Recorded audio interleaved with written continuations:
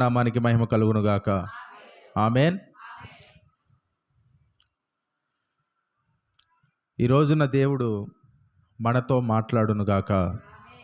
Amen. హల్లెలూయా.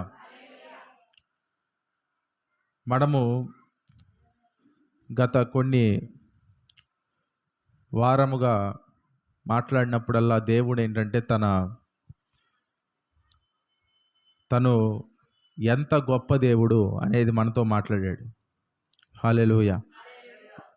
అంటే ఆయన సృష్టికర్త, ఎంత గొప్ప దేవుడు సృష్టిని చేసిన విధంలో, అలాగే అక్కడతో కాదు, ఎంత పర్సనల్, ఎంత వ్యక్తిగతంగా ఉన్న దేవుడు. హల్లెలూయా. ఇవి రెండు పర్ఫెక్ట్లీ అలైన్డ్. అంటే హీజ్ ఎ కాస్మిక్ గాడ్, నిజమే, ఆయన విశ్వానికి దేవుడే. కానీ ఆయన ఎంత దేవుడో విశ్వానికి అంత వ్యక్తిగతంగా మనతో ఉండేటటువంటి దేవుడు కూడా. Hallelujah. It's a perfect thing. ఒక కీర్తనలో ఏమంటాడంటే, నీవు సమీపముగానున్నావని నీకు కృతజ్ఞతాస్తుతులు చెల్లించుచున్నాను అంటాడు. కానీ ఆయన ఎక్కడున్నాడు? తిమోతికి పత్రిక రాస్తూ పౌలు గారు ఏమంటాడు తెలుసా? సమీపించరాని తేజస్సులో వసించే అమరత్వము కలిగిన దేవుడు అంటాడు. హల్లెలూయా. ఎక్కడున్నాడంటే ఆయన సమీపించరాని తేజస్సులో, ఆయనే, ఇంకెవ్వరూ లేరు. అంటే he's living in the unapproachable light. సమీపించరాని తేజస్సులో వసించే, ఆయన మాత్రమే వసించే, ఏంటంట? ఆయన మాత్రమే వసించే అమరత్వము కలిగిన వాడై ఉన్నాడు. అంటే సమీపించరాని తేజస్సులో ఉన్నాడు. ఆయన ఏం చేశాడు? మన సమీపంగా కూడా ఉన్నాడు ఇప్పుడు. హల్లెలూయా. అంటే రెండు, ఎవ్వరూ ఆయన దగ్గరికి వెళ్ళలేరు. అందుకే ఆయన ఏం చేశాడు? ఆయనే మన దగ్గరికి వచ్చాడు. ఆయనే మన దగ్గరికి వచ్చాడు. హల్లెలూయా. అదే కదా క్రిస్మస్. ఆమేన్. క్రిస్మస్ అంటే ఏంటి? మనం దేవుడి దగ్గరికి వెళ్ళటం కాదు, దేవుడే మన దగ్గరికి రావటమే ఏంటిది? క్రిస్మస్. ఆమేన్. హల్లెలూయా. మనం ఎందుకు క్రిస్మస్ జరుపుకుంటామంటే, చాలామంది చాలా చెబుతారు క్రిస్మస్ ఎందుకు జరుపుకోవాలి, బైబిల్లో ఎక్కడుంది క్రిస్మస్ అంటారు. బైబిల్లో ఉన్నదే చేయాలంటే, అది లిటరల్గా చేయాలంటే చాలా చేయలేరు. బైబిల్లో లేనివి అవి చేయటం అంటే హాని కలిగించేవైతే చేయకూడదు. ఇప్పుడు ఇది ఎవరికన్నా హాని కలిగిస్తుందా? ఎవరికన్నా హాని జరుగుతుందా? లేదు. ఆ పేరు చెప్పుకొని 10 మందికి ఇంకా సువార్త వింటున్నారు. హల్లెలూయా. కానీ ఓవర్గా చేసేవాళ్ళు కూడా ఉన్నారు. ఓవర్గా కూడా చేయకూడదు. అంటే ఎట్లా ఓవర్గా అంటే దేవునికి ప్రాముఖ్యత ఇవ్వకుండా యేసుప్రభు ఉండడు, వాళ్ళ పర్ఫార్మెన్స్ ఉంటుంది. అది తప్పే. కానీ అవుట్ రైట్గా ఏదన్నా చెప్పగానే ఫస్ట్ ఏమంటారు అంటే, బైబిల్లో ఎక్కడుంది ఇది అంటారు. బైబిల్లో ఎక్కడుంది ఇది అని చెప్పి మాట్లాడతారు. కానీ బైబిల్లో ఎక్కడుంది కాదు. పౌలు గారు ఏమంటాడంటే, అన్నిటినీ పరీక్షించి ఉత్తమమైన దాన్ని చేపట్టుడే అంటాడు. Hallelujah. Taste all things but hold the good thing. అంటే అన్నిటినీ ఏం చేయాలంట? పరీక్షించాలి. కానీ దేన్ని చేపట్టాలి? ఉత్తమమైన దాన్ని చేపట్టాలి. హల్లెలూయా. ఉత్తమమైన దాన్ని చేపట్టాలి. అదేంటి ఉత్తమమైనది అంటే, పరిశుద్ధాత్మ దేవుడే మనకు వివేచన కలగజేస్తాడు, దేనికి దూరంగా ఉండాలి, దేనికి దూరంగా ఉండకూడదని, మనం దేని చేయాలి, దేన్ని చేయకూడదు అని. Hallelujah. Now we don't have the law that is written on our consciousness. అంటే మనకు ఇప్పుడు ఉన్నది ఏంటి? మన ధర్మశాస్త్రము రాసి మన చేతికి ఇచ్చింది లేదు, మన హృదయాల మీద రాయబడిన శాసనం ఉంది. హెబ్రీలకు రాసిన పత్రికలో చదవండి ఒకసారి. హెబ్రీలకు రాసిన పత్రిక 10వ అధ్యాయము 15వ వచనం నుంచి చదవండి ఒకసారి. హెబ్రీలకు రాసిన పత్రిక 10:15 నుంచి. ఈ విషయమై పరిశుద్ధాత్ముడు కూడా మనకు సాక్ష్యం ఇచ్చుచున్నాడు. ఎలాగనగా, ఆ దినములైన తర్వాత నేను వారితో చేయబోవు నిబంధన ఇదే, నా ధర్మ విధులను వారి హృదయమందుంచి వారి మనస్సు మీద వాటిని వ్రాయుదును. ఎక్కడ రాస్తారంట? ఎక్కడ? మనస్సు మీద రాస్తారు. ఆమేన్. ఇప్పుడు ప్రతి ఒక్కళ్ళ మనసు మీద ధర్మ విధులు ఉన్నాయా లేవా? ఏదైనా చేసేటప్పుడు తప్పని ఒకరు చెప్పాలా? మీకు తప్పని తెలుస్తుందా తెలీదా? మనకే కాదు, బయట ఉన్న వాళ్ళకి కూడా తెలిసింది కదా. ఇప్పుడు దొంగతనం చేయటం తప్పు అని మనం చిన్నప్పటి నుంచి వింటూ ఉన్నాం కాబట్టి తెలిసిందా, లేకపోతే అసలు అది వాస్తవంగా తప్పే. ఇప్పుడు చంపటం తప్పు అని ఎవరు చెప్పారు?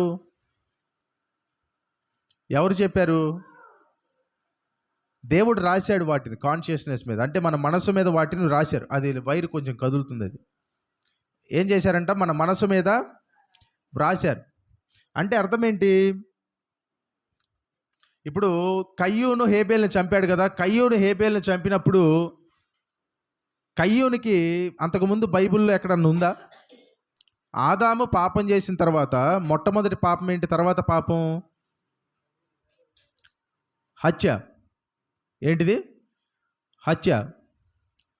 ఇప్పుడు హత్య పాపం అని కయ్యూను హేబేలును చంపక ముందు రాసిందా బైబిల్లో? చెప్పాలి, మాట్లాడాలి. లేదు కదా. మరి దేవుడు వచ్చినప్పుడు కయ్యూను ఏమంటాడు? చదువుతారా మాట? దేవుడు వచ్చినప్పుడు కయ్యూను ఏమంటాడు? ఆదికాండము 4వ అధ్యాయము చదవండి. ఆదికాండము 4వ అధ్యాయం. దేవుడు వచ్చి, నీ తమ్ముడైన హేబేలు ఎక్కడనున్నాడు అంటే కయ్యూను ఏమంటాడు? నా తమ్ముడికి నేను కావలి వాడిని. ఎందుకు ఇట్లా చెప్పొచ్చు కదా, నాకు కోపం వచ్చింది చంపేశా అని చెప్పొచ్చు కదా. ఎందుకు చెప్పలేదు కయ్యూను? చెప్పండి. కయ్యూను ఎందుకు చెప్పలేదు? చంపటం తప్పు. అది మొట్టమొదటి చంపిన వ్యక్తికి కూడా తెలుసు అది. హల్లెలూయా. అంటే దీన్ని బట్టి మనకేమర్థం అవుతుంది? ఏది తప్పు ఏది ఒప్పు అని మనకు ఒకరు చెప్పాల్సిన అవసరం లేదు. మనిషిగా పుట్టిన ప్రతి వాడికి ఒక మోరల్ ఆబ్జెక్టివ్, అంటే ఒక నైతికత అనేది దేవుడు పెట్టి ఈ యొక్క లోకంలో మనం జన్మించాం కాబట్టి దేవుడు అనేవాడు ఉన్నాడు. ఎందుకున్నాడు? ఇప్పుడు ఏది తప్పు ఏది ఒప్పు అని దేవుడు నిర్ణయించకపోతే మనం నిర్ణయిస్తాం. మనం నిర్ణయిస్తే ఏం నిర్ణయిస్తాం? నీకు తప్పైంది నాకు తప్పు కాదు, నాకు తప్పైంది నీకు తప్పు కాదు. అప్పుడు ఆ సమయంలో ఏమవుతుంది? ఆబ్జెక్టివ్స్ అనేవి ఉండవు. అంటే ఏంటి? ఒక ప్రామాణికం అనేది ఉండదు. ప్రామాణికం అనేది లేనప్పుడు ఏమవుతుందో తెలుసా? నీకు తప్పైంది నాకు తప్పవదు, నాకు తప్పైంది నీకు తప్పవదు. అప్పుడు నీ ఇష్టం వచ్చినట్టు నువ్వు చేయొచ్చు. నీకు చంపటం అది సరదా, తప్పు కాదు. నాకు చంపటం తప్పు అవుతుంది. అప్పుడు ఇక్కడ నిర్ణయించేది ఎవరు? చంపటం తప్పు అని నిర్ణయించేది ఎవరు చెప్పండి? ఎవరు? నువ్వు నేను నిర్ణయిస్తామా? దేవుడే. మరి ఇప్పుడు మొట్టమొదటి హత్య చేసిన వ్యక్తి కూడా, ఆ వ్యక్తి మనస్సాక్షికి తెలుసు. ఏం తెలుసు? నేను తప్పు చేశాను అని తెలుసు. అందుకే దేవుడు వచ్చినప్పుడు అతను ఏమంటాడు? నీ తమ్ముడైన హేబేలు ఎక్కడున్నాడంటే నేను చంపేశా అని చెప్పొచ్చు సరదాగా. ఎందుకు? చంపటం తప్పు కాదనకపోతే, అప్పటికి కయ్యూనికి తెలియకపోతే, కయ్యూనికి చంపటం తప్పు అని ఎవడు చెప్పకపోతే, కయ్యూనికి తెలియకపోతే ఏం చెప్తాడు? దేవుడికి చంపానని చెబుతాడు. కానీ కయ్యూనికి హృదయంలో ఎవరు చెప్పకపోయినా తెలుసు ఒక నరహత్య పాపము అని. హల్లెలూయా. నరహత్య పాపము అని తెలుసు. అందుకేమంటాడు? సాకులు చెబుతాడు. అంటే ఎందుకు ఈ మాట చెప్తున్నానంటే, దేవుడు మన ధర్మ విధులను మన హృదయం అందు ఉంచాడు. ఇంకా రక్షించబడిన వారికి మరి ప్రాముఖ్యంగా ఆయన ధర్మశాస్త్రాన్ని ఇవ్వలేదు, కానీ హృదయం అందే వాటిని వ్రాశారు. హల్లెలూయా, హల్లెలూయా. కానీ మానవులు ఏమయ్యారంటే,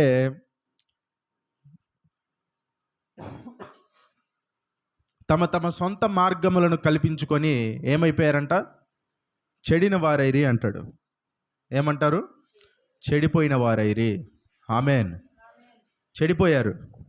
కానీ దేవుడు ఏం చేశాడంటే, మరలా ఆ యొక్క చెడిపోయిన, ఆ ఫ్రాక్చర్ అయిన దాన్ని రిపేర్ చేయటానికే యేసు ప్రభు ఈ లోకానికి వచ్చాడు. హల్లెలూయా. అంటే రిపేర్ చేయడానికి వచ్చారు ఆయన. మనం ఏ లోకంలో ఉన్నాం? పడిపోయిన లోకంలో ఉన్నాం. ఎందుకు పడిపోయింది ఈ లోకం?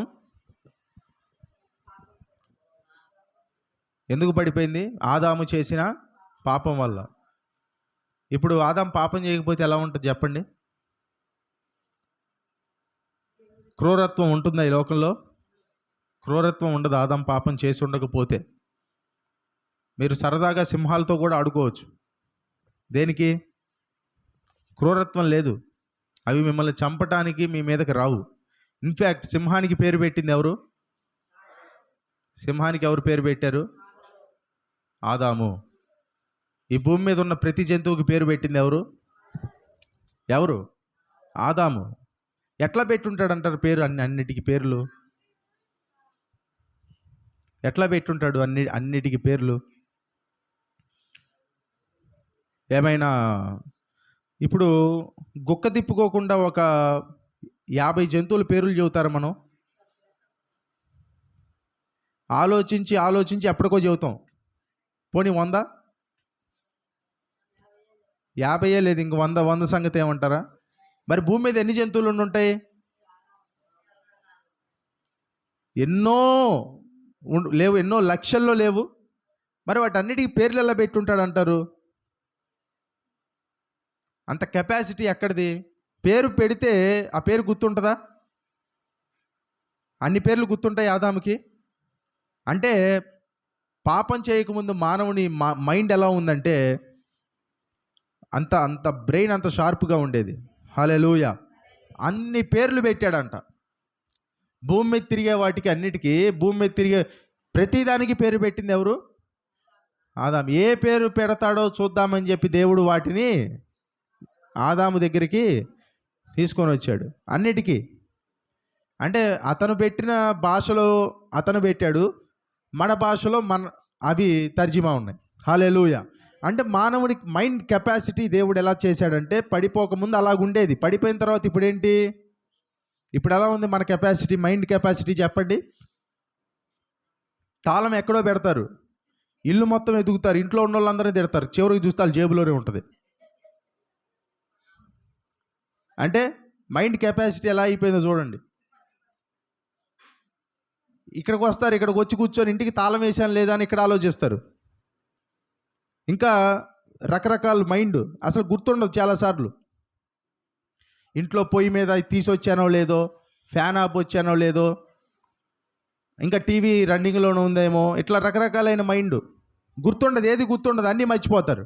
అంటే ఇట్లా మతి మరుపులు ఇవన్నీ ఎక్కడి నుంచి వచ్చినాయి మానవుడికి? ఎక్కడి నుంచి వచ్చినాయి చెప్పాలి? పడిపోయిన లోకము అంటే ఫ్రాక్చర్ అయింది ఈ లోకానికి. There is a cosmic fracture. అంటే విశ్వానికి ఏమైందంట? ఏమైంది? ఇప్పుడు దీన్ని, ఈ యొక్క ఎఫెక్ట్ని దేవుడు ఏం చేస్తారంటే చివరిలో కొత్త భూమి, కొత్త ఆకాశాన్ని సృష్టిస్తాడు. అందులో ఇవన్నీ ఉండవు. హల్లెలూయా. అందులో మర్చిపోవటాలు మనం ఏంటంటే మర్చిపోవలసిన వాటినేమో గుర్తుంటాయి, గుర్తుపెట్టుకోవాల్సినవేమో మర్చిపోతాం. ఎప్పుడో ఎవడో అన్న మాట అది గుర్తుంటుంది మైండ్లో, అది తరుముతూ ఉంటుంది, కానీ ఇంపార్టెంట్ విషయాలన్నీ మర్చిపోతాం.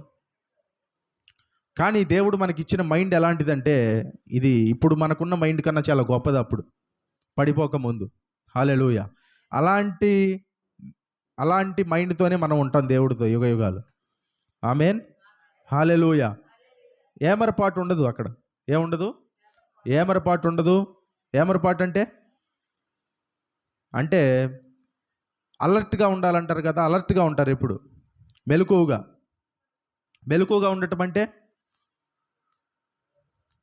ఉండటం అంటే బైబిల్లో అర్థమైంది. బైబిల్ ప్రకారం అర్థం ఏంటి? చురుగ్గా ఉండటం. మెలకువగా ఉండటం అంటే ఎప్పుడు కళ్ళు తెరిచి నిద్రపోకుండా కూర్చోవటం కాదు. బైబిల్లో మెలకువగా ఉండి ప్రార్థన చేయడు అని ఉందని చెప్పి రాత్రిళ్ళు ప్రార్థన చేస్తారు కదా కొంతమంది. అంటే రాత్రి నిద్ర మానేసి, కానీ ఉద్దేశం అది కాదు. మెలకువగా ఉండి ప్రార్థన చేయటం అంటే అర్థం ఏంటి? అలర్ట్గా ఉండాలి. ఎప్పుడు ప్రార్థన చేసే మనసుతో అలర్ట్గా ఉండాలి. దాని అర్థం మెలకువగా ఉండి ప్రార్థన చేయండి అంటే రాత్రి అంతా కూర్చొని చేయమని అర్థం కాదు. రాత్రి అంతా కూర్చొని చేయటం మంచిదే, హల్లెలూయా, కానీ ఆ ఉద్దేశం అది కాదు. ఆమేన్. హల్లెలూయా. పడుకోవాల్సిన టైంలో పడుకోవాలి, ప్రార్థన చేయాల్సిన టైంలో ప్రార్థన చేయాలి. కానీ నిద్ర రాకపోతే ప్రార్థన చేస్తూనే ఉండాలి. హల్లెలూయా. దేవునికి స్తోత్రం. కాబట్టి ఎందుకు ఇవన్నీ చెప్తున్నా? ధర్మ విధులను దేవుడు ఎక్కడుంచాడంట? ఎక్కడుంచాడు చెప్పాలి? అలర్ట్గా ఉన్నారా? ఏమరపాటుగా ఉన్నారా? మరి మళ్ళీ అడుగుతున్నా, చెప్పండి, ధర్మ విధులను దేవుడు ఎక్కడ ఉంచారు? అందరూ చెప్పాలి, ఎక్కడ ఉంచారు? హల్లెలూయా. మన హృదయంలో ఉంచారు. ఆ హృదయంలో ఉన్నది ఏమైందంటే మనకి తెలియజేస్తూ ఉంటుంది. ఒకళ్ళు వచ్చి చెప్పాల్సిన అవసరం లేదు, ఇది తప్పు, ఇది మంచిది, ఇది చేయాలని చెప్పాల్సిన అవసరం లేదు. మనకు అన్నీ తెలుసు, బాగానే తెలుసు. మనకు అన్నీ బాగానే తెలుసు. ఆమేన్. కయ్యూనుకు కూడా తెలుసు చంపితే పాపమని. అంతకుముందు ఏ శాసన గ్రంథం రాసి ఇవ్వలా. హత్య మీద ఓ పెద్ద థీసిస్ ఎవరు రాయలా. హల్లెలూయా. అందుకే రాంగాల్ని ఏం చేశాడంట? అబద్ధం చెప్తున్నాడు, నేను ఏమైనా కావాలవన్నా అంటున్నాడు, సాకులు చెప్తున్నాడు, అన్నీ చెప్తున్నాడు. కానీ యేసు ప్రభు వచ్చింది దేనికంటే దీన్నంతటినీ మరణాన్ని త్రిప్పివేయటానికి వచ్చాడు ఆయన. అలాగే ఒక కొత్త లోకానికి, నూతన ఆకాశము నూతన భూమి ఉన్న మరొక లోకానికి మనల్ని తీసుకొని వెళ్ళటానికి, ఏ పాపం ద్వారా అయితే ఈ లోకం పాడైపోయిందో ఆ పాపానికి విరుగుడు ఇవ్వటానికి యేసయ్య ఈ లోకానికి వచ్చారు. హల్లెలూయా. అందుకే మనం క్రిస్మస్ సెలబ్రేట్ చేసుకుంటాము. అంటే క్రిస్మస్ పండగని జరుపుకుంటాము. ఆమేన్. హల్లెలూయా. ఎందుకు జరుపుకుంటాం క్రిస్మస్ పండగని చెప్పండి ఇప్పుడు? యేసయ్య ఎందుకు వచ్చాడు? పాపము అనే ఆ యొక్క ఏదైతే ఉందో ఆ మహమ్మారి లాంటి విషయం ఏదైతే మనల్ని నరకానికి తీసుకెళ్తుందో దానికి విరుగుడు ఇవ్వటానికి వచ్చారు.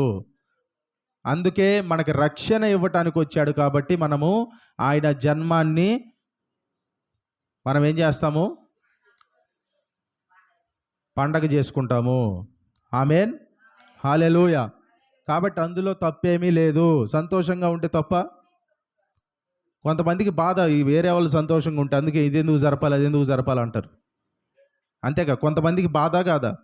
ఇప్పుడు మీరు నవ్వుతున్నారు అనుకో, అందరూ ఆనందంగా ఉంటారు మీరు ఆనందంగా ఉంటే. కొంతమంది పాలసీ ఏంటంటే మీరు బాగుపడితే నేను బాధపడతా అనే పాలసీ కొంతమంది. అంటే ఏంటంట, ఎవరైనా కొంచెం బాగుపడుతూ కనపడితే వాళ్ళు బాధపడుతూ కూర్చుంటారంట. అందుకే ప్రతిదానికి వంక పెడతారు, అది అట్లా ఇది ఇట్లా. అంటే పర్సనల్ కన్విక్షన్స్ ఉండొచ్చు, కానీ అది వేరే వాళ్ళ మీద రుద్దకూడదు అది. ఆమేన్. హల్లెలూయా. ఇప్పుడు పర్సనల్గా నాకంటూ ఒకటి ఉండొచ్చు, కానీ క్రీస్తులో వ్యక్తిగతంగా ప్రతి ఒక్కరికి ఏముంది? స్వేచ్ఛ ఉందా లేదా? నా పర్సనల్ కన్విక్షన్స్ని తీసుకొచ్చి మీ మీద రుద్దకూడదు నేను. ఇప్పుడు నాకు ఉదాహరణకి పండగ చేసుకోవటం ఇష్టం లేదనుకోండి, అప్పుడు నేనేం చేయాలి? నేను మెదలకుండా ఉండాలి. నాకు ఇష్టం లేదు, అది వేరే వాళ్ళ మీద ఏం చేయకూడదు? రుద్దకూడదు. ఇక్కడ ప్రాబ్లం ఎక్కడ వస్తుందంటే చాలామంది వ్యక్తిగత నిర్ణయాలని అది ఒక పరిశుద్ధతలాగా భావించి వేరే వాళ్ళ మీద వాటిని ఆపాదించాలని చూస్తారు. కానీ పరిశుద్ధతకి ప్రామాణికము వ్యక్తిగత నిర్ణయాలు కాదు. పరిశుద్ధతకి ప్రామాణికం ఏంటంటే బైబిల్లో దేవుడు చెప్పిన మాటలు, వ్యక్తిగతంగా మనం ప్రతిష్ఠించుకున్న నిర్ణయాలు మనకు ఉండొచ్చు. హల్లెలూయా. కొంతమందికి వ్యక్తిగత నిర్ణయాలు ఉంటాయి, ఇది నేను ఇక్కడ దాకే ఉంటా, ఇది నా హద్దు, ఇది నా లిమిట్ అనుకుంటారు. కానీ వేరే వాళ్ళకి హాని కలిగించంత కాలము, మనం చేసే పనిని బట్టి ఒక మంచి జరుగుతున్నంత కాలము దేవుడు రెస్ట్రిక్ట్ చేయడు. హల్లెలూయా. దేవుడు ఉద్దేశాన్ని చూస్తాడు. ఆ ఉద్దేశం వలన ఎవరైనా నష్టపోతే అది నష్టమే, కానీ మంచి జరుగుతున్నప్పుడు దేవుడు దాన్ని ఏమనడు. హల్లెలూయా.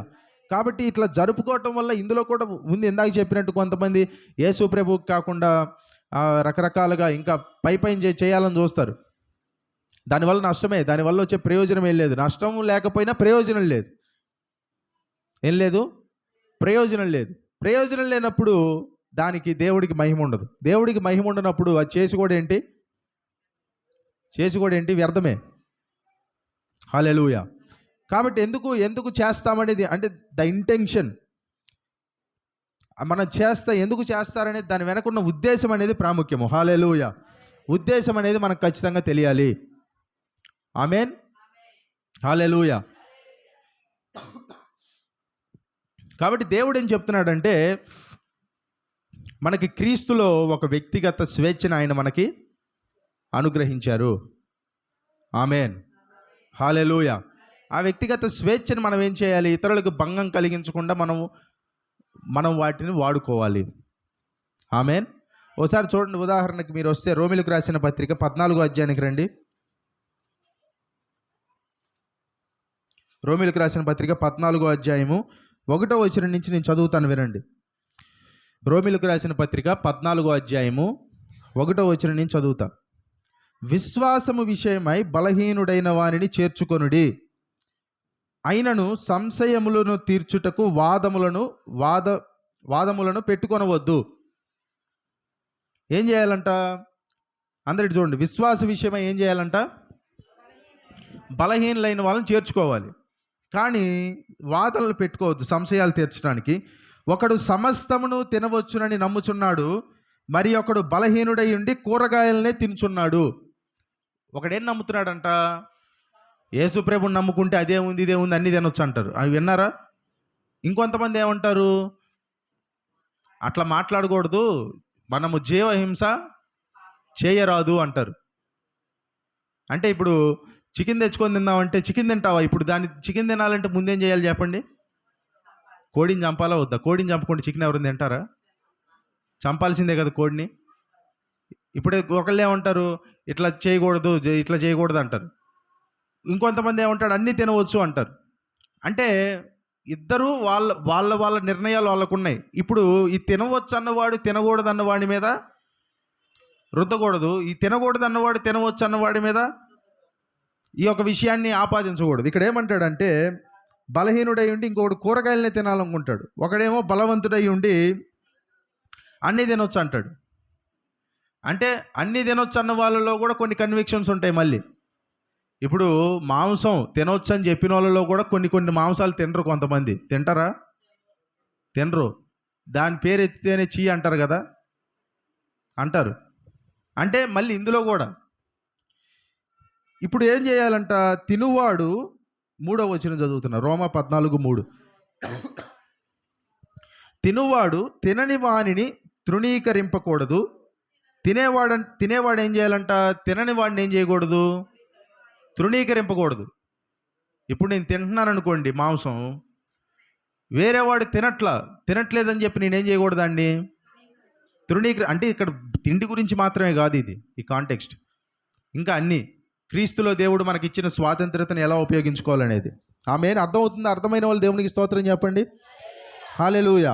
తినువాడు తినని వాడిని తృణీకరింపరాదు, తిననివాడు తినువానిని తీర్పు తీర్చకూడదు. కొంతమంది ఏం చేస్తారు? మాంసం తినరు, తినే వాళ్ళని ఏమంటారంట? అట్లెట్లా తింటారు, తినకూడదు, అది ఇదని చెప్తారు. చెబుతారు చెప్పరా? చెబుతారు. అంటే ఇక్కడ ఏంటి దేవుడు పెట్టింది? ఏంటి? Personal convictions or personal convictions. అంటే వ్యక్తిగతమైన ఏంటి? వ్యక్తిగత నిర్ణయాలే. నాకున్న వ్యక్తిగత నిర్ణయం నాది, మీకున్న వ్యక్తిగత నిర్ణయం మీది. ఇప్పుడు నేను ఒక దాన్ని ఫాలో అవుతున్నానని అది దేవుని పరిశుద్ధతకి ప్రామాణికంగా నేను మీకు చెప్పి అది మీరు చెయ్యాలని చెప్పి నేను చెప్పకూడదు. ఆమేన్, హల్లెలూయా. అంటే దేవుని పరిశుద్ధత కాంప్రమైజ్ అంటే కాంప్రమైజ్ కాదు. God's holiness will never be compromised. అంటే దేవుని పరిశుద్ధత ఎప్పటికీ రాజీ పడదు. కానీ క్రీస్తులో దేవుడు మనకు అనుగ్రహించిన స్వాతంత్రత ప్రకారము మనం ఎలాగ నడుచుకోవాలి అనేది మన మనస్సాక్షిని బట్టి ఉంటుంది. హల్లెలూయా. ఇప్పుడు చూడండి, పరుని సేవకునికి తీర్పు తీర్చుటకు నీవెవడవు? అతడు నిలిచుండుటైనను పడి ఉండుట అయినను అతని సొంత యజమానుని పనియే. అతడు నిలుచును, ప్రభు అతనిని నిలవబెట్టుటకు శక్తి కలవాడు. హల్లెలూయా. చాలామంది ఏం చేస్తారు? పరుల సేవకులకు తీర్పు అంటే ఇక్కడ ఫుడ్ విషయమే కాదు నేను మాట్లాడేది. I'm not just talking about food. ఏంటి? వేరే సేవకులకి తీర్పు తీరుస్తారు, వెంటనే త్వరపడిపోతారు. అసలు ఏం జరిగిందో వెనక మనకి తెలియదు. చాలాసార్లు వెనక ఏం జరిగిందో మనకి తెలుసా? తెలియదు. కానీ వెంటనే ఏదో ఒకటి అంటారు. క్విక్ రిఫ్లెక్స్ అనమాట. ఇప్పుడు ఎవరైనా చూస్తే, ఎవరైనా కొంచెం వాళ్ళకున్న పరిస్థితిని బట్టి వాళ్ళు ఏదైనా చేస్తే ఏమంటారు? వెంటనే ఇతడిది అతడది అని ముందే మాట్లాడేస్తారు. కానీ అసలు ఆ విషయాన్ని అతను చేయటానికి దాని వెనక ఏం జరిగిందో నువ్వు చూసావా? మనం చూసామా? చూడలేదు. చూడకుండా ఏం చేస్తాం? వెంటనే ఏదో ఒకటి అంటాం. చాలాసార్లు కొంతమంది వచ్చి కొంతమంది గురించి చెప్తారు, ఆయన ఇలా చేశాడంట, ఈయన ఇలా చేశాడంట అంటారు. వీళ్ళు ఏమంటారు, వెంటనే ఇత్తేసిపోయి వేరే వాళ్ళకి చెప్పి, చూసావా ఎంత దారుణంగా తయారైందో, చూసావా ఎంత ఎంత క్రైస్తవం ఎంత దారుణం, ఏం దారుణం అయిపోలా, ఆ వెనక ఏం జరిగిందో నీకు తెలియదు అంతే. హల్లెలూయా. అంటే ఇక్కడ ఏమంటాడు, పరుని సేవకునికి తీర్పు తీర్చుటకు నువ్వెవడు అంటే దేవుడు మనల్ని అడుగుతున్నాడు, మనం ఎవరము అంటే మనకు తెలియదు. అతడు పడిపోవటైనా, అతడు నిలబెట్టటమైనా, నిలిచున్నటమైనా ఎవరి చేతిలో ఉందంట? ఎవరి చేతిలో ఉంది చెప్పాలి? ఎవరి చేతిలో ఉంది? దేవుని చేతిలో ఉంది. హల్లెలూయా. దేవుని చేతిలో ఉంది. మనకి ఉద్దేశాలు తెలియదు, వెనక బ్యాక్ స్టోరీ తెలియదు మనకి. చాలాసార్లు చాలామంది బయట, చాలామంది ఆన్లైన్లో పడి తిట్టుకుంటూ ఉంటారు. ఎప్పుడు అతనికి కౌంటర్ అంటాడు, ఇతనికి కౌంటర్ అంటాడు. కౌంటర్ వీడియోస్ ఉంటాయి అన్నీ. యూట్యూబ్ ఓపెన్ చేస్తే ఈ మధ్య అన్నీ ఏముంటాయి? Counter videos. పలానా దైవ సేవకుడికి భారీగా కౌంటర్ వేసిన ఈ సేవకుడు, అసలు అతని పని అతను చేసుకుంటుంటాడు, అసలు ఇవన్నీ పట్టించుకోడు ఆయన. అంటే ఏంటి? నిజంగా దేవుడు ఎన్నుకున్న వాళ్ళు ఏంటంటే కౌంటర్లు వేసుకుంటూ కూర్చోరు, వాళ్ళ పని వాళ్ళు చేసుకుంటారు. హల్లెలూయా. కానీ వీళ్ళు వచ్చి ఏం చేస్తారు? తీర్పు తీరుస్తారు. ఇప్పుడు దేవుడు ఏమంటాడంటే, మీరెవరు? అతడు పడిపోవటైనా నిలబెట్టైనా దేవుడి చేతిలో ఉంది. అతడు నిలుచును, ప్రభువు అతనిని నిలబెట్టుటకు శక్తిమంతుడు. హల్లెలూయా. వాస్తవానికి ఇలా మాట్లాడే వాళ్ళు ఒక్కసారి కూడా ప్రార్థన చేయరు వాళ్ళ గురించి. ఎవరి గురించి అయితే విమర్శిస్తున్నారో వాళ్ళ గురించి ప్రార్థన ఒక్కసారి కూడా చేయరు. చాలామంది కొద్దిమంది చేసేవాళ్ళు ఉంటారు, కానీ ప్రార్థన చేయరు, కానీ వాళ్ళ గురించి మాట్లాడతారు. కానీ దేవుడు ఏం కోరుకుంటున్నాడు? నువ్వు నా శక్తిని నమ్ముతావా, లేకపోతే ఆ విషయాన్ని నమ్ముతావా? హల్లెలూయా. కాబట్టి ఏంటంటే ఎవరి నిర్ణయము వాళ్ళకు ఉంటుంది. క్రీస్తులో దేవుడు మనకేమిచ్చాడంటే స్వాతంత్రతను అనుగ్రహించారు. ఒకసారి చూడండి, గలతీయులకు రాసిన పత్రిక 5వ అధ్యాయంలోకి మీరు వస్తే ఒక మాట చదువుతాను, వినండి. గలతీయులకు రాసిన పత్రిక 5వ అధ్యాయము 1వ వచనం చదువుతాను చూడండి. గలతీ 5:1. ఈ స్వాతంత్రమును అనుగ్రహించి క్రీస్తు మనలను స్వతంత్రులుగా చేసి ఉన్నాడు, కాబట్టి మీరు స్థిరముగా నిలిచి మరలా దాస్యమును కాడి క్రింద చిక్కుకొనకుడి. దేవుడు మనకేమనుగ్రహించాడంట? ఏమనుగ్రహించారు? స్వాతంత్రాన్ని అనుగ్రహించారు. ఆ స్వతంత్రాన్ని మనం ఏం చేయకూడదు? మరలా తీసుకొని వెళ్ళి దాస్యం అనే కాడి కిందకి మనం వెళ్ళిపోకూడదు. ఎంతమంది నేను స్వతంత్రుడిని అని నమ్ముతున్నారు చెప్పండి? ఎంతమంది నమ్ముతున్నారు? నమ్మట్లేదా? గట్టిగా చెప్పాలి. హల్లెలూయా.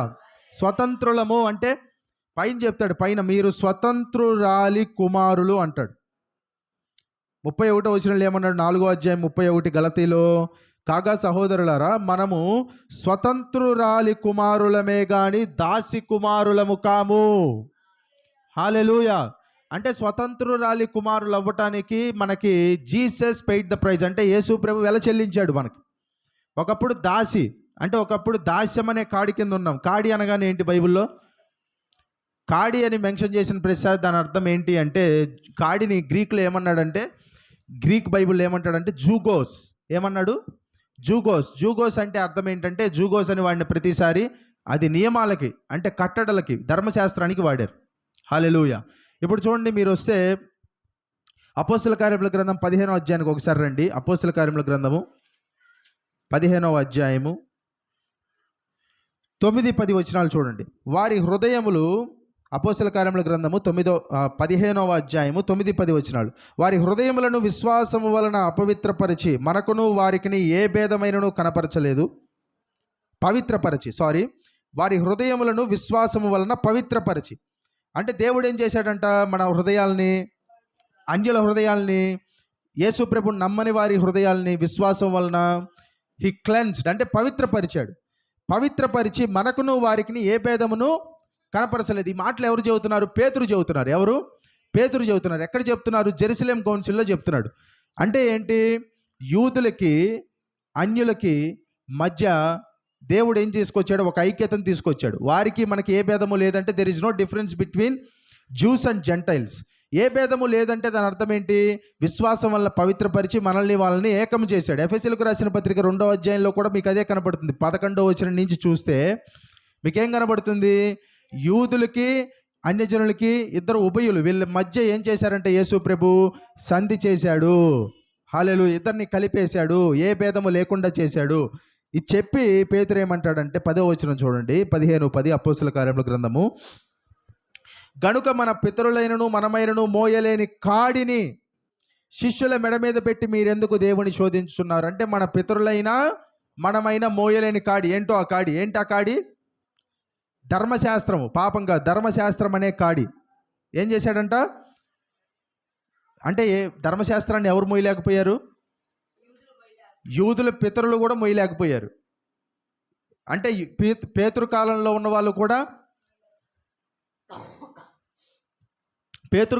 వాళ్ళు కూడా మోయలేకపోయారు. ఇప్పుడు ఆ కాడిని తీసుకొని వెళ్ళి మీరేంట్రా అంటే ఎక్కడ పెడుతున్నారు? అన్ని జనుల మీద పెట్టి, అన్ని జనుల మీద పెడితే మీరేం చేస్తున్నట్టంట? వాళ్ళని శోధిస్తున్నట్టు కాదు, దేవుణ్ణి శోధిస్తున్నట్టు. ఇప్పుడు నేను ఇక్కడికి వచ్చి ప్రతి వారం ధర్మశాస్త్రాన్ని బోధించి మీ మీద మీకు చెప్తే నేను ఎవరిని శోధిస్తున్నట్టు? దేవుణ్ణి శోధిస్తున్నట్టు. దేవుడు అనుకుంటాడు, ఎవరైనా మైక్ లాక్కుంటారా వాడి చేతిలో నుంచి అనుకుంటాడు. దేనికి? దేవుణ్ణి శోధిస్తున్నా. కాబట్టి పేతురేమన్నాడు, ఇక్కడ కాడి అంటే అర్థం ఏంటి చెప్పండి? ఇప్పుడు మోయలేని కాడి అంటే ధర్మశాస్త్రము. ఇప్పుడు గలతీయులకు రాసిన పత్రిక 5వ అధ్యాయంలో మనం చదివాము, దాస్యం అనే కాడి కింద చిక్కుకొనకుడి అని. జూగోస్. అక్కడ కూడా దాస్యం అనే కాడి అంటే ఏంటి? ధర్మశాస్త్రం కింద మళ్ళీ చిక్కుకొనకండి. పైగా యేసుప్రభు ఏమంటాడు తెలుసా? మత్తయి సువార్త 11వ అధ్యాయం 29వ వచనం త్వరగా. మత్తయి సువార్త 11వ అధ్యాయం 29వ వచనము.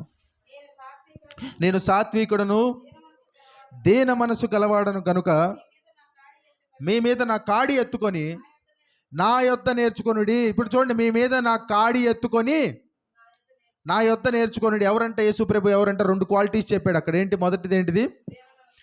సాత్వికుడు, దీన మనసు గలవాడు. హల్లెలూయా. సాత్వికుడు ఎలా మాట్లాడతాడు? దీన మనసు కలిగిన వాడు ఎలా మాట్లాడతాడు? అంటే టీచర్ నా యొద్ద నేర్చుకోండి అంటున్నాడు. నేర్పించి ఆయన ఎవరంట? నేర్పించి ఆయన యేసయ్యే. ఆయనకున్న క్వాలిటీస్ ఏం చెప్పాడు? సాత్వికము, దీన మనసు.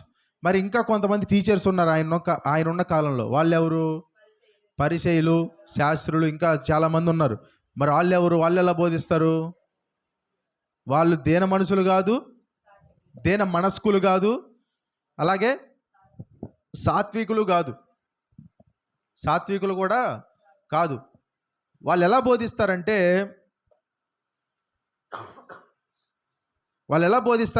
నువ్వు నేను వేరు వేరు అన్నట్టు చెప్తారు. వాళ్ళు ఎలా చెప్తారు? నాకొక్కడికే దేవుడి దగ్గరికి యాక్సెస్ ఉంది, నీకు లేదు, నేను పరిశుద్ధుణ్ణి, నువ్వు పాపి అన్నట్టు చెబుతారు. పరిసైడు వచ్చి ఏం చెప్తున్నాడంట? లూకాసు వార్త 18వ అధ్యాయంలో యేసు ప్రభు మాట్లాడి చెప్తాడు. 18వ అధ్యాయంలో అక్కడ ఉపమానాలు చెప్తాడు. ఆ ఉపమానంలో ఒక ఉపమానం ఏంటో పరిసైడు వచ్చి ఏం చెప్తున్నాడంట? నేను వారానికి ఎన్నిసార్లు? 2 మార్లు ఉపవాసం ఉంటున్నా, ఇంకా నా సంపాదన అంతట్లో నీకేమిస్తున్నా? 10వ వంతు చెల్లిస్తున్నా. అంటే పరిసైడు మనసు ఎలాంటిది? దీనమా? అది దీనమా? పైగా అక్కడ పక్కన సుంకరు ఉంటే అతను చూపించేమంటాడంట? ఈ సుంకర్లాగా నేను లేనంటాడంట. దీన మనసా? కాదు. కానీ యేసుప్రభు మనసు ఏంటిది? దీన మనసు, సాత్వికమైన మనసు. హల్లెలూయా. ఆ కాడి ఎత్తుకొని నేర్చుకోనండి అంటాడు. ఇప్పుడు ఆ కాడి ఏంటి ఒకసారి చదవండి. నా కాడి ఎత్తుకొని నేర్చుకోనండి అన్న తర్వాత ఏమన్నాడు చూడండి, 29వ వచనం. మత్తయి సువార్త 11, 29, 30. ఏలయనగా నా కాడి సులువుగాను నా భారము, చెప్పాలి, నా భారము తేలికగా ఉన్నవి. హల్లెలూయా. అపోస్తల కార్యముల గ్రంథం 15వ అధ్యాయంలో ఇందాక చూస్తే పేతురు ఏమన్నాడు? మనమైనను మన పితరులైనను మోయలేని కాడిని వారి మీద మోపి మీరెందుకు దేవుని శోధించుచున్నారు అంటే, ఇక్కడ ఈ పేతురు మాట్లాడుతున్న కాడి ఎలా ఉంది? భారముగా ఉంది. యేసుప్రభు మాట్లాడుతున్నాడు ఓ కాడి గురించి. ఆ కాడి ఏంటంటే, నా కాడి సులువుగా తేలిగ్గా ఉంటుంది. హల్లెలూయా. అంటే 2 కాడ్లు ఒకటి కాదు. ధర్మశాస్త్రపు కాడి బరువు ఎవ్వరూ మోయలేరు. Best of best will be failed. కానీ యేసుప్రభు మోపే కాడి even the worst can be qualified for the grace. అంటే ధర్మశాస్త్రపు కాడి ఎలా ఉంటుందంటే గొప్పవారు కూడా మోయలేరు. యేసుప్రభు మన మీద మోపే కాడి ఎలా ఉంటుందంటే ఎంత ఘోర పాపైనా సరే ఆయన రూపంలోనికి మార్చబడతాడు. అంత తేలిగ్గా ఉంటుంది ఆయన కాడి. హల్లెలూయా. ఇంకా యోహాను రాసిన మొదటి పత్రికలో కూడా చూస్తే 5వ అధ్యాయంలో ఏమంటాడు తెలుసా? ఆయన ఆజ్ఞలు భారమైనవి కావు అంటాడు. ఏమంటాడు? భారమైనవి కావు. Amen. His commandments are not burdensome. ఆయన ఆజ్ఞలు ఏం కావంట? భారమైనవి కావు. హల్లెలూయా. అంటే ఇప్పుడు పరిశుద్ధంగా జీవించటము కష్టమైన పని కాదు, నీతిగా ఉండటము కష్టమైన పని కాదు. ఎందుకంటే మనల్ని ఆ రీతిగా శక్తితో నింపేది ఎవరంటే యేసు ప్రభువే. హల్లెలూయా, హల్లెలూయా. కొంతమంది సాక్ష్యాలు మీరు వినండి. ఏం చెప్తారు తెలుసా? ఒకప్పుడు పాపం చేయకుండా ఉండలేకపోయేవాడిని, కానీ ఇప్పుడు అదంటేనే విరక్తి వచ్చింది అని చెప్తారు. ఎట్లా వస్తుంది మనిషికి విరక్తి పాపం మీద? నేను విరక్తి పడాలనుకుంటే విరక్తి పడతారా? మానేయాలనుకుంటే మానేస్తారా? కాదు. దేవుడు మనసును మారిస్తే అది ఒకప్పుడు ఆనందంగా ఉన్నది కూడా తర్వాత విరక్తిగా మారుతుంది. హల్లెలూయా. చాలామంది చెప్తారు, ఒకప్పుడు నేను ఇది చేయకుండా ఉండలేకపోయేవాడిని, సిగరెట్ తాగకుండా ఉండలేకపోయేవాడిని, మందు తాగకుండా ఉండలేకపోయేవాడిని, రోజు నోట్లో ఆడుతూ ఉండేది. ఏం ఆడుతుంది రోజు నోట్లో? గుట్కా, ఇంకా రకరకాలైనవి ఉంటాయి కదా, ఇవన్నీ ఆడుతూ ఉండేవి. కానీ ఇప్పుడు వెంటనే నాకు విరక్తి అని చెబుతారు కదా. ఎట్లొచ్చింది వాళ్ళకి విరక్తి? ఎట్లొచ్చింది? దేవుడే కలగజేశాడు. హల్లెలూయా. నా కాడి సులువు తేలిక అంటే దేవుడు హృదయాన్ని మారిస్తే then there is no going back again. Hallelujah. కాబట్టి ఏం చెప్తున్నాడు? స్వతంత్రత మనకి దేవుడు ఇచ్చింది చీప్గా ఇవ్వలా. There is a cost behind this freedom. ఈ యొక్క స్వతంత్రత వెనక ఎంతో వెల ఉంది. ఆ వెల చెల్లించింది మనం కాదు, యేసయ్య. హల్లెలూయా. పైగా ఈ పైన ఏం చెప్తాడు? 2 కొండల గురించి చెప్తాడు ఇక్కడ పైన. గలతీయులకు రాసిన పత్రికలో ఈ స్వతంత్రురాలి కుమారులము దాసి కుమారులము ఏంటిది అని అడిగితే పైన 2 కొండలు. ఏంటా 2 కొండలు? ఒకటి చూడండి, గలతీయులకు రాసిన పత్రిక 4వ అధ్యాయము 24వ వచనము. ఈ సంగతులను అలంకార రూపకముగా చెప్పబడి ఉన్నవి. ఈ స్త్రీలు 2 నిబంధనలై ఉన్నారు. వాటిలో ఒకటి సీనాయి కొండ సంబంధమైనది, దాస్యములో ఉండుటకు పిల్లల కనును. ఇది హాగరు. అంటే హాగరుకి సంబంధించిన కొండ ఏం కొండ? సీనాయి కొండ. ఈ హాగరు అనేది అరేబియా దేశంలో ఉన్న సీనాయి కొండయే. సీనాయి కొండ మీద ఏమొచ్చిందంట? ఆజ్ఞలు వచ్చినాయి. ప్రస్తుతమందున్న యెరూషలేములో దాని పిల్లలతో కూడా దాస్యమందున్నది కనుక ఆ నిబంధన దానికి దీటై ఉన్నది. అయితే పైనున్న యెరూషలేము స్వతంత్రముగా ఉన్నది, అది మనకు తల్లి. ఇందుకు కనని గొడ్రాల సంతోషించుము, ప్రసవ వేదన పడనిదాన బిగ్గరగా కేకలు వేయము. ఏలయనగా పెనిమిటి గల దానికి పిల్లల కంటే పెనిమిటి లేని దాని పిల్లలు ఎక్కువ మంది ఉన్నారు అని వ్రాయబడి ఉన్నది. సహోదరులారా, మనమును ఇస్సాకు వలె వాగ్దానమును బట్టి పుట్టిన కుమారులమై ఉన్నాము. అప్పుడు శరీరమును బట్టి పుట్టినవాడు ఆత్మను బట్టి పుట్టిన వానిని ఎలాగూ హింస పెట్టినో ఇప్పుడును అలాగే జరుగుచున్నది. ఇందును గూర్చి లేఖనం ఏమి చెప్పుచున్నది? దాసిని దాని కుమారుని వెళ్ళగొట్టుము, దాసి కుమారుడు స్వతంత్రురాలి కుమారునితో పాటు వారసుడునై ఉండడు. హల్లెలూయా. అంటే ఏంటి? ఇద్దరికి ఇప్పుడు చూడండి, అబ్రహాముకి ఎంతమంది కుమారులు? ముందు తర్వాత 25వ అధ్యాయంలో కెతూరాని వివాహం చేసుకున్న తర్వాత ఇంకా చాలామంది ఉంటారు. దానికన్నా ముందు ఇష్మాయేలు, హాగరు వలననైనా ఇష్మాయేలు, తర్వాత ఇటెవరు? శారా వలననైనా ఇస్సాకు. దేవుడు చేయాలి అనుకున్నవి ఎప్పుడు నిదానంగా వస్తాయి, కానీ తరతరాలు నిలబడిపోతాయి. హల్లెలూయా. ఫాస్ట్గా కావాలంటే మీకు ఫాస్ట్గా చేసుకోవచ్చు. ఫాస్ట్గా ఈ లోకంలోనికి వాగ్దాన పుత్రుని తేవాలంటే అబ్రహాము ఇష్మాయేలుని తేవచ్చు. కానీ దేవుడు ఏమంటాడంటే అతడు వాగ్దాన పుత్రుడు కాదు అంటాడు. అతనికి వాగ్దానం ఉండదు. అంటే శరీరం వల్ల అయ్యేవి ఏమవుతాయంటే త్వరగా బయటకు వస్తాయి. శరీరంతో చేయాలనుకుంటే వెంటనే అవుతాయి. కానీ ఆత్మ వలన అయ్యేవి ఏమవుతాయంట? నిదానంగా వస్తాయి. పైన చెట్టు కనపడటానికన్నా ముందు కింద వేళ్ళు పారుకుంటాయి. హల్లెలూయా. పైన చాలామందికి చెట్టు కనపడాలి, కానీ కింద వేళ్ళు పాదుకుండే సమయం ఎవడికి కనపడదు. కానీ కింద ఎంత వేర్లు పారుకుపోతే పైకి ఎదిగినప్పుడు ఎంత పెద్ద గాలి తుఫాను వచ్చినా ఏ చెట్టు నిలబడిద్ది చెప్పండి? ఏ చెట్టు నిలబడిద్ది? వేర్లు బాగా పారుకున్న చెట్టే కదా. అది ఎవరికైనా కనపడిద్దా? వేరు ఎంత లోతుందో ఎవరైనా చెప్పగలరా? పైనుంచి చూసి చెప్తారా? ఎవరు చెప్పలేరు కదా, చూసి పైనుంచి చూసి. హల్లెలూయా. దేవుడు ముందేం చేస్తారంటే పైన చెట్టును లేపడానికన్నా ముందు కింద వేళ్ళను పంపిస్తాడు ఆయన. హల్లెలూయా. అది నెలలు పట్టచ్చు, సంవత్సరాలు పట్టొచ్చు. ముందు కింద వేర్లు వెళ్తే తర్వాత పైన పెరిగినప్పుడు పడిపోం మనం. హల్లెలూయా. ఏది కావాలి? తొందరగా పైకి ఎదిగిపోవాలా? ముందు వేర్లు పారుకున్న తర్వాత పైకి ఎదగాలి. ఏది కోరుకుంటారు చెప్పండి ఈ రెండిట్లో మీరు? హల్లెలూయా. తరతరాలు నిలిచే చెట్టు అవుతారు అప్పుడు మీరు. ఆమేన్. హల్లెలూయా. కాబట్టి ఇక్కడ వచ్చి చూస్తే ఇష్మాయేల్ని త్వరగా రావచ్చు బయటికి శరీరంతో, కానీ ఇస్సాకు టైం పట్టింది. దేవుడి టైమింగ్ కోసం ఎదురు చూడాలి. ఇప్పుడు వచ్చి ఏమంటాడు? ఇతను ఏం చేశాడంట? ఇతన్ని ఇబ్బంది పెడుతున్నాడు. ఎవరిని ఇబ్బంది పెడుతున్నారు? ఇస్సాకు ఇష్మాయేల్ని ఇబ్బంది పెట్టట్లా, ఇష్మాయేలు ఇస్సాకుని ఇబ్బంది పెడుతున్నాడు. ఏమని? ఇప్పుడు ఇస్సాకు పుట్టే సమయానికి ఇష్మాయేల్కి ఎంత వయసు ఉంటుంది చెప్పండి?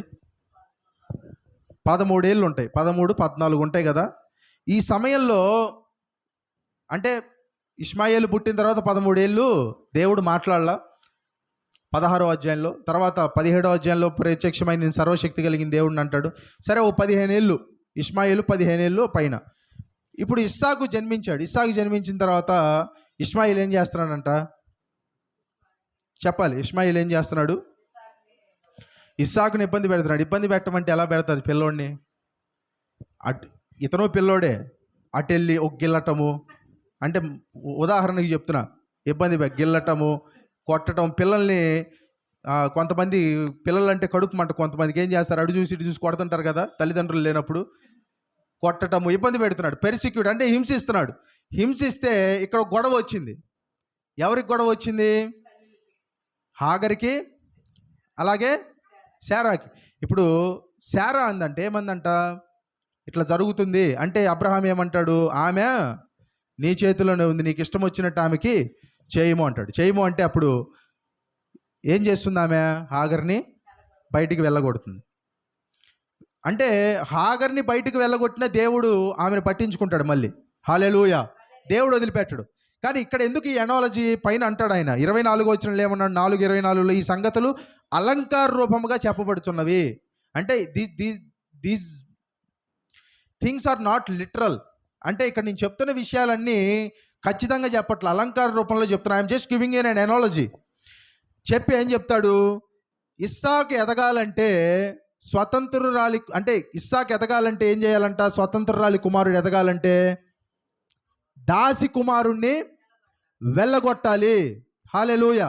ఇప్పుడు దాసి ఎవరు? దాస్యం ఎవరు? ఇక్కడ అలంకార రూపకంగా ధర్మశాస్త్రము. హల్లెలూయా. ఇస్సాకు ఎవరు? స్వతంత్రురాలి కుమారుల మనం కూడా దేవుళ్ళో ఎదగాలంటే ధర్మశాస్త్రాన్ని బయట పెట్టాలి. హల్లెలూయా. ధర్మశాస్త్రాన్ని పాటించవలసిన అవసరము లేదు. హల్లెలూయా. అప్పుడే కృపలో మనము ఎదగలము. స్వతంత్రురాలిగా ఎదగాలంటే దీన్ని మిక్స్ చేయకూడదు. అంటే ఇప్పుడు మనకి దేవుడు ఇచ్చిన స్వతంత్రతలో మనం ముందుకు నడవాలి, ఎదగాలి అంటే ధర్మశాస్త్రాన్ని పెట్టుకొని ఇటు ఇది సగము, ఇటు స్వతంత్ర సగం అనకూడదు. స్వతంత్రతలో సంపూర్ణంగా ఎదగాలంటే మొత్తానికి ధర్మశాస్త్రాన్ని బయట పెట్టాలి. హల్లెలూయా. మొత్తానికి దాన్ని బయటికి పంపించాలి. ఇక్కడ ఏమన్నాడు? ఇంకా వెళ్ళగొట్టాలన్నాడు. హల్లెలూయా. వెళ్ళగొట్టాలంటే ద ఇంటెన్సిటీ బయట పెట్టేయాల్సిందే ధర్మశాస్త్రాన్ని. హల్లెలూయా.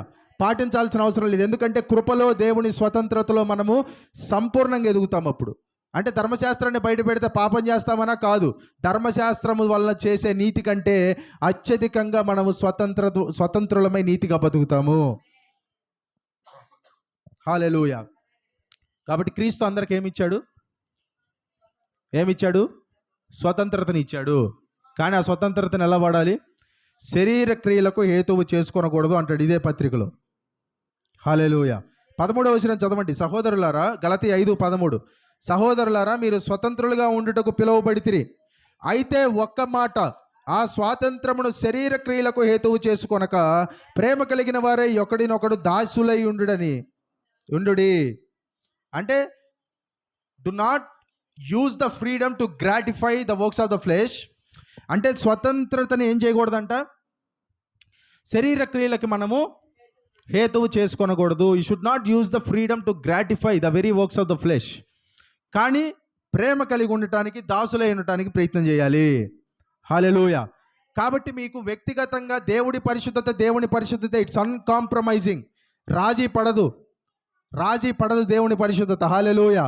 దేవుని కృప ఏం చేస్తుందంటే ఎంతో వైలెంట్, అంటే బంధకాలను తెంపుతుంది దేవుని కృప. పాపులను నీతిమంతులుగా మారుస్తుంది, రక్షణ లేని వారికి రక్షణ ఇస్తుంది. ఎక్కడో పాపాంధకారంలో కొట్టుకుపోతున్న వారిని కూడా చెయ్యి పట్టుకొని బయటికి లాక్కొచ్చే అంత బలమైనది దేవుని కృప. హల్లెలూయా. దేవుని పరిశుద్ధత ఎంత సున్నితమైనదంటే God's holiness is so tender. దేవుని పరిశుద్ధత ఎంతో సున్నితమైనది. ఎంత సున్నితమైనదంటే పాపంలో పడిపోయిన వాడి దగ్గర కూడా వెళ్తుంది దేవుని పరిశుద్ధత. ఎందుకంటే రాజీ పడిందని కాదు, ఆ పాపంలో ఉన్న వాడిని పైకి తీయటానికి. Hallelujah. God's holiness is so contagious అంటే అది అంటూ. ఆమేన్. అంటే తెలుసా? అంటంటే ఏంటి? అంటు రోగం అంటే చెప్పండి ఏంటి? అంటంటే ఏంటి? ఒకరి నుంచి ఒకరికి అంటుకుంటుందా అంటుకోదా? దేవుని పరిశుద్ధత కూడా ఏంటంటే ఒక అంటు. రోగము కాదు కానీ అంటు. అంటే అది మాట్లాడితే వచ్చేది కాదు అది. హల్లెలూయా. ఇప్పుడు నేను 100 మాట్లాడవచ్చు, కానీ ఏదైతే ఇప్పుడు ఒకళ్ళలో ఉన్నది ఇంకొకరికి వ్యాపిస్తుంది, అంతేగాని ఒకళ్ళు మాట్లాడేది వ్యాపించదు. ఉదాహరణకి ఈ ఉదాహరణ కొంచెం డిఫరెంట్గా ఉండొచ్చు, కానీ వినండి. ఇప్పుడు ఒకరికి కరోనా ఉందనుకోండి, కరోనా ఉంది, నాకు కరోనా లేదు అన్నంత మాత్రాన వాడి పక్కన కూర్చుంటే మీకు రాకుండా పోద్దా? వస్తుందా రాదా? వస్తుంది. అంటే వాడు చెప్పేదాన్ని బట్టి సంబంధం లేదు, వాడు చెప్పేది సంబంధం లేదు, వాడి నోటి మాట సంబంధం కాదు, వాడికి ఉందా లేదా అదే సంబంధం. హల్లెలూయా. ఇప్పుడు నేను కూడా ఇక్కడ నిలబడి పరిశుద్ధత గురించి ప్రతి వారం 100 ప్రసంగాలు చేసినా, వేరే పాస్టర్ ఎవరైనా 100 ప్రసంగాలు చేసినా, ప్రతి వారం పరిశుద్ధత, దేవుడు పరిశుద్ధత, మీరు పరిశుద్ధులై ఉండండి, దేవుణ్ణి చూడాలి, మీరు పరిశుద్ధులుగానే ఉండాలని 100 ప్రసంగాలు చేసి, ఆ చెప్పే అతనికి పరిశుద్ధత లేకపోతే వినేవాళ్ళు పరిశుద్ధులు అవుతారా? అవ్వరు. కానీ చెప్పే అతను పరిశుద్ధత గురించి మాట్లాడకపోయినా, అతను వేరే టాపిక్ ఏది మాట్లాడినా చెప్పే అతనిలో పరిశుద్ధత ఉంటే ఏమవుతుంది? అది ఒక అంటులాగా అందరికి అంటుకుపోతుందంట. హల్లెలూయా. అంటే అందరికీ వ్యాపిస్తుంది. ఆమేన్. హల్లెలూయా. కాబట్టి ఏంటి? పరిశుద్ధత అనేది ఒక ప్రసంగాంశం కాదు. పరిశుద్ధత అనేది జీవితంలో మనం ఒకళ్ళకి అంటించేది. హల్లెలూయా. నిన్ను కలిసిన తర్వాత కొంతమంది ఏం మాట్లాడతారంటే, అతన్ని కలవక ముందు ఒకలాగా ఉండేది, కలిసిన తర్వాత నుంచి ఏదో అవుతుంది నాకు అంటారు. అంటే ఇట్స్ అన్ అన్ఎక్స్ప్లెయినబుల్ ఫీలింగ్. హల్లెలూయా. ఎంతమంది దీన్ని అంటించాలనుకుంటున్నారు చెప్పండి? చాలామంది మాట్లాడట్లా. ఏం నీరసంగా ఉన్నారు? భోజనం చేసే సమయం అయిందనా? చెప్తారా గట్టిగా దేవునికి స్తోత్రం? హల్లెలూయా. కాబట్టి ఏంటి? It's not an sermon, it's not an message. అది సందేశం కాదు, అది లైఫ్ స్టైల్. అంటే అది ఒక జీవన విధానము. కాబట్టి దేవుడు మనకేమిచ్చాడు? స్వతంత్రతనిచ్చాడు. హల్లెలూయా. ఆ స్వతంత్రతలో ఇంకా చాలా వచనాలు ఉన్నాయి, కానీ ఒక వచనం చూడండి. కొరింథీయులకు రాసిన మొదటి పత్రిక 6వ అధ్యాయము 12వ వచనము.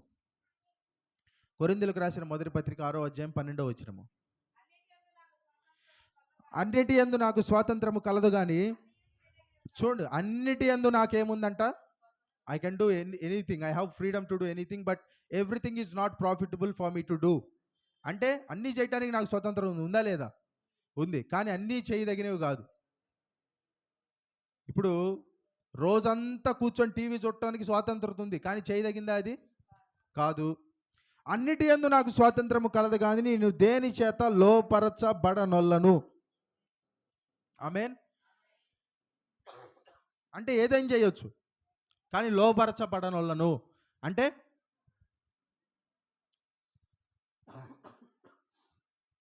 ప్రతిదానికి ఏముందంటాడు? లిమిట్ ఉందంటాడు. కొరింథీయులకు రాసిన పత్రికే మళ్ళీ ఇంకో వచనం చూపిస్తాను చూడండి. 9వ అధ్యాయము, ఇదే పత్రిక 9వ అధ్యాయము, మొదటి పత్రిక 9:24. పందెపు రంగమందు పరిగెత్తు వారందరూ పరిగెత్తుదురు, కానీ ఒక్కడే బహుమానం పొందునని మీకు తెలియదా? అటువలే మీరు బహుమానం పొందినట్లుగా పరిగెత్తుడి. మరియు పందెమందు పోరాడు ప్రతివాడు అన్ని విషయములలో ఎట్లుంటాడంట? మితముగా ఉంటాడు. అంటే అన్నీ తినొచ్చు, కానీ పరిగెత్తేవాడు ఏం తిండు? అన్నీ తిండు. ఆయిల్ ఫుడ్స్ తిండు ఎక్కువగా. ఎందుకు? పరిగెత్తేవాడికి కొన్ని నియమాలు పెట్టుకుంటాడు అతనే. క్రైస్తవులుగా ఉన్నప్పుడు మనకి స్వాతంత్రం ఉంటుంది, కానీ మనం కూడా ఏం చేయాలి? అన్ని విషయాల్లో మితముగా ఉండాలి. హల్లెలూయా. ఇప్పుడు బాగా ఆయిల్ ఫుడ్ తినొచ్చి ఇక్కడ నిలబడి మాట్లాడితే ఎలా ఉంటుంది చెప్పండి? ప్రసంగం చేసేటి ముందు ఆయిల్ ఫుడ్ బాగా తినొచ్చి మాట్లాడితే ఎలా ఉంటుంది? ప్రసంగం చెప్పడం కన్నా తేపటం ఎక్కువ అయిపోద్ది. ఇంక మీరు నా ప్రసంగం ఏం వినరు. అంటే ఏంటి? అంతే కదా. అంటే ఏం చేయాలి? తిండి విషయంలో ఎలా ఉండాలి? మితంగా ఉండాలి. ఏం తింటున్నాము, దానిలో కంటెంట్ ఏంటి, ఆయిల్ కంటెంట్ ఎంత ఉంది? హల్లెలూయా. చాలామంది బయట రకరకాలుగా చెప్తారు. పాస్టర్లు అందరికీ ఉంటుందంటారు. ఏంటిది? పొట్ట. అది ఇది అంటుంటారు. ఎక్కడి నుంచి వస్తుంది అదంతా? రాత్రి ఎప్పుడో తింటారు. ఎప్పుడు తింటారు? ఒక సమయం ఉందా? లేదు. రాత్రి ఎప్పుడో తింటారు. ఒక ఒక అంటే తిండి విషయంలో మితం లేకపోతే ఏమవుతుందంట? బాడీ పెరిగిపోతుంది. అట్లాగే పందెమందు పరిగెత్తేవాడు కూడా డ్రెస్ ఎలా వేసుకుంటాడు? ఎవరన్నా పందెంలో పరిగెత్తేవాడిని ఎవరన్నా సూటు బూట్ వేసుకొని పరిగెత్తడం చూసారా మీరు? ఎలా పరిగెడతారు పందెంలో పరిగెత్తేవాళ్ళు? చెప్పాలి. పరుగు పందాలు చూసారా ఎప్పుడన్నా? పరుగు పందాలు చూసారా? లేదా పరుగు పందెం తీసేయండి, కుస్తీ పోటీ చూసారా? కుస్తీ పోటీ చేసేవాడు సూట్ వేసుకొని కుస్తీ పోటీ చేయడం చూసారా ఎప్పుడన్నా? చూసారా? మరి ఎట్లా చేస్తాడు? కుస్తీ పోటీ చేసేవాళ్ళు డ్రెస్ కోడ్ ఎలా ఉంటుంది చెప్పండి? చాలా లిమిట్గా ఉంటుంది. ఎందుకు? అంత లిమిట్గా ఉంటేనే అతను చేయగలడు. అంత లిమిట్గా ఒక చిన్న షార్ట్ వేసుకుంటేనే ఫ్రీగా పరిగెత్తగలడు పరుగు పందెంలో. అంటే లిమిట్గా ఉండాలి. వేసుకునే డ్రెస్సు, తినే తిండి అన్నిట్లో లిమిట్గా ఉండాలి. అలాగే మనం కూడా జీవితంలో క్రైస్తవులుగా ఎక్సెల్ అవ్వాలి అంటే మనం కూడా ఏమవ్వాలంటే అన్ని విషయాల్లో లిమిట్గా ఉండాలి. చాలామంది ఏం చేస్తారంటే మొత్తానికి కట్ చేసేయమంటారు అన్నిటిని. అది చేయకూడదు, ఇది చేయకూడదు, ఇది చేయకూడదు, టీవీ చూడకూడదు, అది ఇది మొత్తానికి కట్ చేయంటారు కొంతమంది. ఇంకొంతమంది ఇటుపోయి ఏదైనా చేయొచ్చు అంటారు. కానీ బైబిల్ ఏం చెప్తుందంటే మీరు ప్రపంచాన్ని మొత్తాన్ని కట్ చేయమని చెప్పదు. మీరు ప్రపంచంలో మొత్తానికి మునిగిపోయి చచ్చిపోండి అని చెప్పదు. బైబిల్ ఏం చెప్తుందంటే మితంగా ఉండండి, వివేచనతో ఉండండి. హల్లెలూయా. ఇప్పుడు వివేచన ఎక్కడ పనికి వస్తుంది మనకి చెప్పండి? ఏదైనా వివేచించవలసిన పరిస్థితి వస్తేనే కదా వివేచన వాడాల్సింది. చాలామంది విశ్వాసులు వివేచన వాడని స్థితిలో ఉన్నారు. ఎందుకో తెలుసా? అలాంటి పరిస్థితుల్లో వాళ్ళు లేరు కాబట్టి. ఇప్పుడు టీవీ చూస్తుంటారు. టీవీ చూస్తున్నప్పుడు ఎక్కడ టీవీ ఆఫ్ చేయాలి అనే వివేచన ఎప్పుడు వస్తుంది? ఎప్పుడు చూడకపోతే వస్తుందా? రాదు. అంటే చూడాలి, న్యూస్ చూడాలి, వార్తలు చూడాలి, ఇంకా అప్పుడప్పుడు రకరకాలైనవి చెప్పినా చెప్పపోయినా చూస్తూనే ఉంటారు అందరూ. ఏం చూస్తారు? ఇంకా రకరకాలైనవి టీవీలు. ఇప్పుడు స్మార్ట్ టీవీ వచ్చినప్పుడు యూట్యూబ్ కూడా టీవీలోనే వస్తుంది, పెట్టుకొని చూస్తుంటారు. కానీ ఎక్కడి వరకు చూడాలి? అది మితంగా. హల్లెలూయా. మితముగా అంటే దేవుని పనిని, అంటే దేవుడు మనకిచ్చిన సమయాన్ని దొంగిలించేంత చూడకూడదు అని. అర్థమైందా? అర్థం కాలేదా? అర్థమైన వాళ్ళు దేవునికి స్తోత్రం చెబుతారా? హల్లెలూయా. కొంతమంది చాలా సాధువుల్లాగా మాట్లాడతారు. అంటే ఈ ప్రపంచంలో మనం లేమన్నట్టు, ఈ ప్రపంచం నుంచి మనం బయటికి వెళ్ళిపోవాలన్నట్టు. అంటే ఎక్స్ట్రీమ్ అనమాట. ఒక బ్యాలెన్స్గా నిలబడే వాళ్ళు లేరు. కొంతమంది చెప్తే ఏం చెబుతారు? ఎప్పుడు డబ్బు గురించే మాట్లాడతారు. ఎప్పుడు డబ్బు, దేవుడు ఇది అది దేవుడు ఇస్తాడంటారు. ఇంకొంతమంది ఏమంటారు? ఎప్పుడు పేదరికం గురించి మాట్లాడతారు. అసలు నిజమైన ఆశీర్వాదం అంటే డబ్బు కాదు, చిరిగిపోయిన బట్టలు ఉన్న పేదవారిగా ఉండాలి క్రైస్తవులు అంటారు. రెండు తప్పే.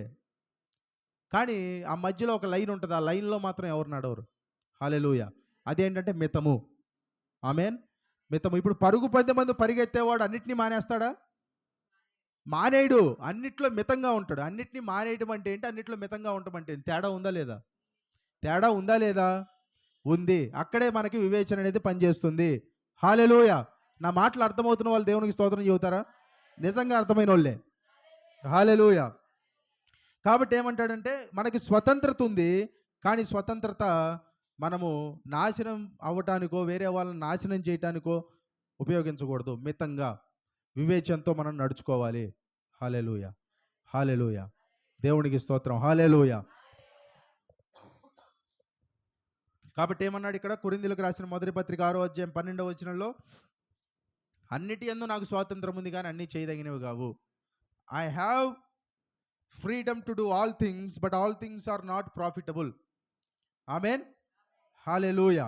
కాబట్టి దేవుడు మనకిచ్చిన స్వతంత్రత మన హృదయమందు రాసి ఉంచాడు. Amen, hallelujah. కొంతమంది సరదాగా ఫ్యామిలీతో సమయం గడిపి, ఒక పాస్టర్ ఏమన్నారంటే, కొంతమంది సరదాగా కుటుంబంతో సమయాన్ని గడిపారంట. సమయాన్ని గడిపితే ఆ పాస్టర్ ఏమన్నాడంటే, నువ్వు దేవునికి వ్యతిరేకంగా పాపం చేశావు అన్నాడంట. అది తప్ప? సరదా కుటుంబంతో సమయాన్ని గడపటం తప్పేం కాదు కదా. సరదాగా కుటుంబంతో కూర్చొని కాసేపు టీవీ చూడటం తప్ప? చెప్పాలి, వాస్తవంగా మాట్లాడిన తప్ప? తప్పు కాదు. హల్లెలూయా. కానీ ఏం చూస్తున్నారనేది వివేచనతో చూడాలి. ఆమెన్. అది ఇప్పుడు పిల్లలు ఉంటారు, పిల్లలకు ఉపయోగమా, నాకు ఉపయోగమా? ఆమెన్. అక్కడ వివేచనని వాడాలి. కానీ ఏం చెప్తారు? కుటుంబం సరదాగా ఉంటే దాన్ని తప్పని చెప్పి వాళ్ళని భయభ్రాంతులకు గురి చేస్తారు. వీరేదో వేరే లోకం నుంచి దిగి వచ్చినట్టు. హల్లెలూయా. కాబట్టి ఏంటంటే మితము అంటే you should use your discernment, అంటే వివేచనని వాడాలి. ఏది ఎంతవరకు ఉపయోగపడుతుందో తెలుసుకోవాలి, ఏది ఎక్కడితో ఆపాలనేది తెలుసుకోవాలి. పాపం జోలికి వెళ్ళకూడదు. హల్లెలూయా. అది సారాంశం. కాబట్టి దేవుడు మనకేమి ఇచ్చాడు చెప్పాలి. ఇప్పుడు అందరూ చెప్పాలి, దేవుడు మనకేమి ఇచ్చాడు? స్వాతంత్రం ఇచ్చాడు. నేను స్వతంత్రుడను అని చెప్పండి.